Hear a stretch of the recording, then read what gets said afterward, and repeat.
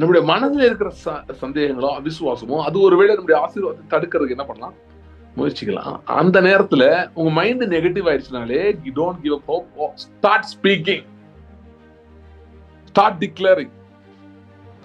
அதான் சொல்றேன், உங்க மனது டவுன் ஆயிடுச்சா, டல் ஆயிடுச்சா, that's not the end of it. எனக்கு தெரியும் இருதயத்து சந்தேகப்பட இருதயத்தில் விசுவாசித்தால் தான் நீங்கள் சொன்னபடி ஆகும்.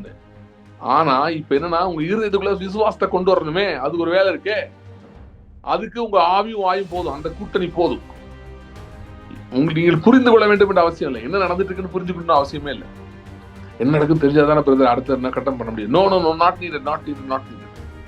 அது உங்களுக்கு தேவையில்லை. உங்களுக்கு என்ன தேவைன்னா, உங்கள் ஆவியும் உங்கள் வாயும், உங்கள் ஆவியோடு உங்கள் வாய் இசைந்து கொண்டு மறுபடியும் மறுபடியும் மறுபடியும் கர்த்தர் உங்களுக்கு சொன்ன காரியங்களை சொல்ல ஆரம்பிக்கும்.